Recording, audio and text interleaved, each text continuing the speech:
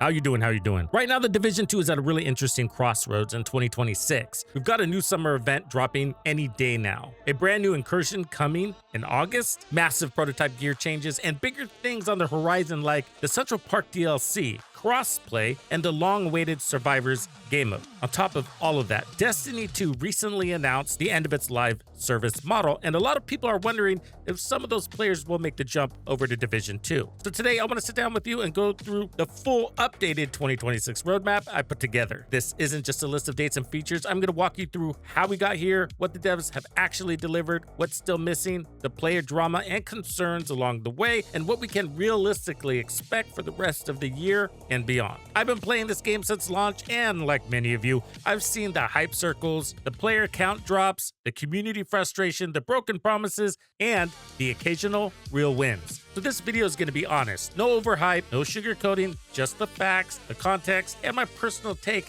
as someone who's been here through all of it. If you want to know what's coming next, which events are worth your time, and how the game is shaping up in year 8 and beyond, you're going to want to stick around for this one. Let's start with the big picture and walk through the roadmap together. Load, let's do this. I'm the last man in the dark zone. Bag full of junk, call it backbone.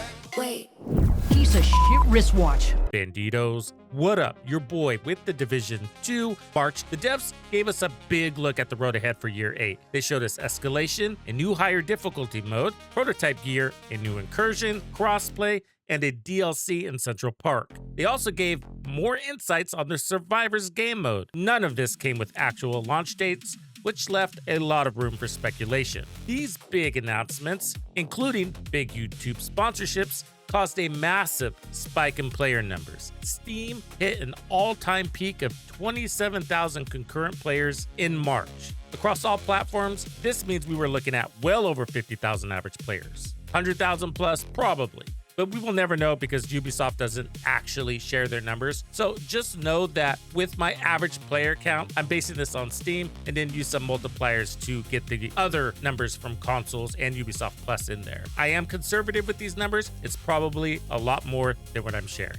This was the biggest surge we have seen in years, probably since launch or Warlords of New York. This was even a bigger surge we saw for the Battle for Brooklyn DLC. March kicked off the 10-year anniversary celebration. The devs launched a special 30-day event on March 3rd, which included the free release of Realism mode in Warlords of New York. This was meant to be a big moment and a more hardcore tactical experience with reduced HUD, realistic time to kill, and higher lethality. Unfortunately, it was a pretty big flop for most players. It ended up feeling more like a pre-alpha version of the game rather than a polished mode. Enemy HP and our own were so low that fights felt off and it didn't deliver the immersive experience people were hoping for. This was the start of a pattern we would see throughout the year. Big aspirations from the team, but struggles with quality delivery. The same month also saw the launch of Division Resurgence on mobile, which was around March 24th. I personally put a lot of hours into it, and I thought it was a pretty promising game. It had some bugs, including one that kept resetting my account and therefore stopped me from playing it.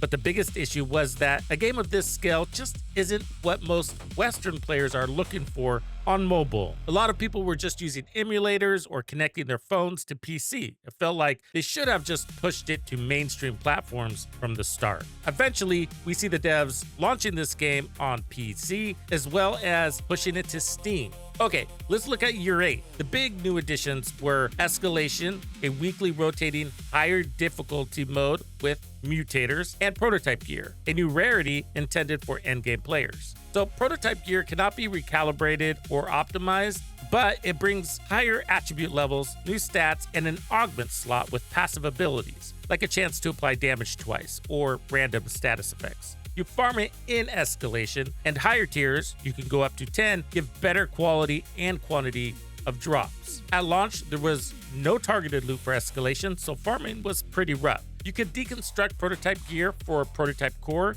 and you could convert any non-exotic gear to prototype by first setting it to expertise level 30, which required 90 exotic components at the time. Once converted, the only thing you could change was the augment, and re-rolling costs up to 25 components per roll. It was extremely expensive. The whole thing was. So the introduction of prototype gear split the community. Some players saw the potential and looked forward to the augments, while others focused on the gambling aspect of the RNG system and the diversion from legacy gear systems. This season also brought back classified assignments, with 2 new ones dropping per season.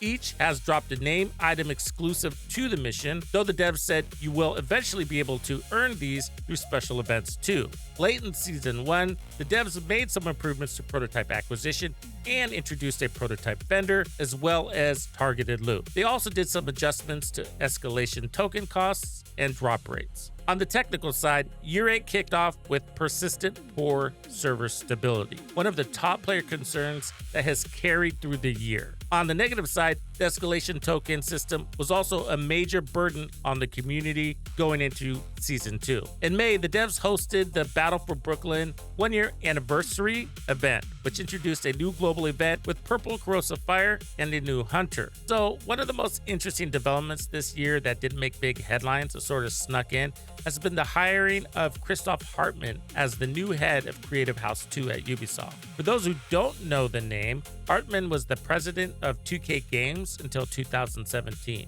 During his time there, he saw some of the biggest franchises in gaming, including Borderlands, BioShock, Mafia, and Civilization. He's a veteran executive with a strong track record of managing large creative teams and delivering successful games. Ubisoft brought him in to lead Creative House 2, which is their dedicated studio unit responsible for all Tom Clancy titles. So that includes The Division, Rainbow Six, Ghost Recon, and anything else under the Clancy umbrella. This hire feels like a pretty big statement from Ubisoft after we lost Julian Garrity, and after years of challenges with the franchise, they're bringing in someone with proven experience running major live service and narrative-driven games. A lot of players are hoping this means more stable leadership and better long-term planning for The Division moving forward. We don't know exactly how much day-to-day influence he'll have on The Division 2 yet, but his role overseeing the entire Clancy portfolio suggests he'll have a significant say in the direction of the franchise as we head towards The Division 3 and beyond. It'll be interesting to see what kind of impact he makes in the coming months. So that brings us to Season 2, which brought some of the more meaningful improvements we've seen in a while. The devs addressed almost every major concern with the prototype system and escalation. They reduced the cost to expertise level 30 by 50%. This is huge. So the exotic component investment dropped from 90 to 45. They made prototypes more friendly for skill builds. So when you prototype a skill tier, it jumps from 1 skill tier to 1.5. This means you only need 4 pieces to get to tier 6, which is peak. They added a prototype vendor, which was actually delivered at the end of Season 1. They allowed prototype gear to drop from mission caches, technically again. It was like that at start. They took it away, they brought it back. They added targeted loot for escalation, which technically came at the end of Season 1. And they adjusted the augment reroll cost from a 25 cap down to a 6 cap, and this was massive. They also made significant changes to the escalation token system, improving gains for hosts and matchmaking. PvP saw a massive overhaul with over 400 gear and talent changes, improved anti-cheat, and new Dark Zone types, including a toxic PvE only Dark Zone. Basically, Year 8 Season 2 is a PvP focused season, which we've had before and always raises concern for me because the PvP player base is like the smallest player base. It's something like 95% of the players don't even touch PvP in the Division 2. So when the devs dedicate an entire season to PvP, it's sort of painful. At the same time, it's needed because it's a neglected game mode, riddled with cheaters. The season also brought the Dead by Daylight crossover with Rage Harvest Global Event and new cosmetics. A new incursion, Steel Creek, was announced for later in the season. Leaks suggest it's going to be on August 11th. 2 new classified assignments are planned as part of the season. One has come with launch and the second dropping on July 21st. The devs also confirmed a recalibration bench for prototype gear is in development. It's not tied to a specific season. They said they will deliver it when it's ready. I'm hoping we get this by September, and I've earmarked that on the timeline, but we still have to see. The devs also confirmed that Crossplay is still in progress. They did go into some details saying that this is a large technical endeavor with many edge cases, and they still don't know exactly when it's going to hit. So fingers crossed, this makes Year 8 as planned. So Year 8 Season 2 sort of started out as a bummer with these server issues and major PvP focus, although the PvE Dark Zone is actually pretty cool, likely the best exotic component farm in the game. This massively changes the accessibility to prototype gear, because prototype gear puts a lot of pressure on the amount of exotic components you need. The toxic PvE Dark Zone is tied to the seasonal modifiers and Hyena lore, and technically it's only planned for this season. However, the devs said depending on players' reactions and how much time's invested, we might see it stick around or it could return in the future. I, for one, love the idea of a PvE Dark Zone. It's got hunters in there, it's got cooperative team play, it's got a purpose, which is the exotic component farm, which we desperately needed in this game and don't technically have outside of this temporary game mode. So I really do hope it sticks around. Like I was saying, this season sort of started out as a bummer, but the announcement of the Steel Creek Incursion was not on my bingo card. And I believe that's what's going to save the season and make sure it doesn't drag out. So I'm really looking forward to the Incursion. Paradise Lost was very well done. They have a good track record on the raids, on the incursions, so I have high hopes for this one. Now, looking ahead, we've got another major event coming up very soon, the summer event. I'm expecting this one to drop on either July 14th or July 21st. Here's why I think those are the most likely dates. If the new Incursion is indeed launching on August 11th, and the last big seasonal event, the Cherry Blossom, lasted 4 weeks, the devs probably don't want too much overlap. This would point to a July 14th launch.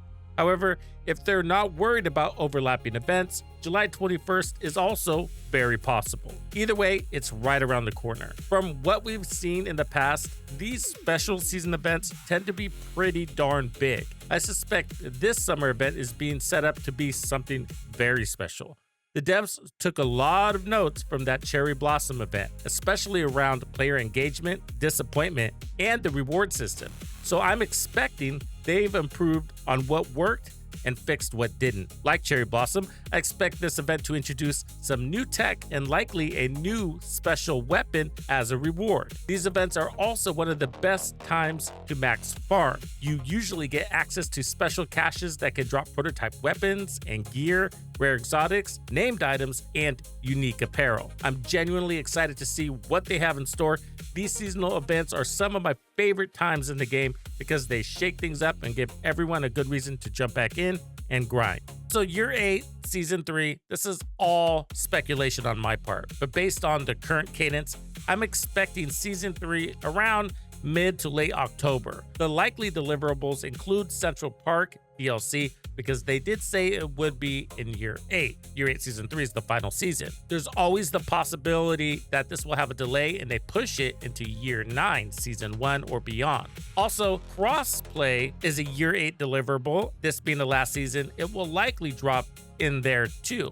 Will it drop in time for the Central Park DLC? That would make that a big hit and bring in a lot of players. The Survivors game mode was announced, God, was that in 2025 sometime? I think so. Yeah, it's not going to land in Year 8. Intel suggests at the earliest it's going to be at the back half of 2027. There's a good chance it might not land in 2027 or Year 9 as well. The Division 3 is still in progress, and we know that because we see job postings and new hires for the Division 3. I definitely don't expect to see anything on this in 2026. Will we get an update on progress in 2027? I think that's the most we can hope, but the reality is earliest this game will be released will be in 2028 and even possibly 2029. But I do hope we see some spread between Survivors and the Division 3 so that we can maintain our player base in the Division 2. Here's some big news that hit the gaming world recently. Bungie officially announced that Destiny 2 is ending its live service model after years of expansions, seasons, and constant updates. They're wrapping up the ongoing content cycle with one final major update. This is a pretty significant moment for the Destiny community. For a lot of players, Destiny 2 has been their main game for nearly a decade. It's had its ups and downs, but it built one of the most dedicated player bases in modern gaming. Let's talk about where the player base stands and what this announcement might mean for The Division 2. As of right now, Destiny 2 still has a respectable player base. On Steam alone, it often sits between 20,000 to 60,000 concurrent players, depending on the season and new content drops. When you factor in PlayStation, Xbox, and Epic players, the total active player count is still in the hundreds of thousands. However, the game has been on a slow decline for the last couple of years. Many longtime players have expressed burnout from the seasonal model, ever increasing power creep, and the feeling that the game has or was becoming more of a job than a hobby. Right now, The Division 2 is in a very different place. Our average player count in recent months has been sitting between 15,000 to 50,000 across all platforms, depending on the new season and events. We're a much smaller game than Destiny at its peak, but we've maintained a steady core audience too. The big difference is that The Division 2 is still very much alive and receiving regular content. We had this weird delay in the middle of the game's life cycle because of COVID and some other crap. So we're in year 8 with new seasons, new gear, escalations, prototype, and more on the way, and it's almost like the game is just now beginning. We don't have an end date announced, and the roadmap for the rest of 2026 and into 2027 is going to be full, with The Division 3 a little ways out there. There's a big question a lot of people are asking right now, and here's my honest take. Yes, I think we will see some migration, but it probably won't be a massive flood of players. I think it'll be a trickle in. The type of player who loved Destiny's looter shooter loop, raid-like activities, and build crafting will find a lot to like in The Division 2, especially with escalation, prototype gear, and the new Dark Zone content. The gunplay, build diversity, and endgame activities have a lot of overlap. However, The Division 2 has a very different vibe. It's more grounded, tactical, and cover-based. It doesn't have the same power fantasy or social hub feel that Destiny has. So, not everyone who leaves Destiny will automatically find a home here. The players most likely to try Division 2 are those who enjoy looter shooter with deep build crafting, want a more tactical cover-based experience, and are looking for a game with regular content updates and no announced sunset date. So the key is Ubisoft. They need to play their cards right. With good marketing, creative partnerships, and making the onboard easier for new players, we could see a noticeable bump in player count over the next few months. Looking at the full 2026 roadmap, the game is still evolving. We've seen real improvements in year 8, better seasonal modifiers, prototype gear, escalation, and meaningful PvP changes, but we've also seen persistent server issues, expensive systems, and some features that didn't land as well as hoped, like realism mode. The developer team has big aspirations, but they continue to struggle with quality delivery, and the base game still has bugs and server problems. The biggest question marks going forward are this: when will the new Central Park DLC actually drop? Will Crossplay make it in year 8? When or if will the Survivors game mode arrive? And when will we see the first real look at The Division 3? Will the prototype bench make it in year 8 season 2? At the end of the day, The Division 2 is still here and going strong. It's not the biggest game anymore, but it has a dedicated community that keeps showing up. The roadmap shows a team that is trying to listen and deliver, even if execution isn't always perfect. So let me know in the comments, what are you most looking forward to for the rest of 2026? Are you getting excited for that upcoming Steel Creek Incursion? Hey, thanks for hanging out with me. If this one landed right, do me a favor and drop a like and subscribe. Totally helps. And if you want to catch the next one when it drops, just flip on notifications. Big thanks to all the channel members and everyone supporting the channel. You guys are the reason this community keeps growing stronger every day. I'm so proud.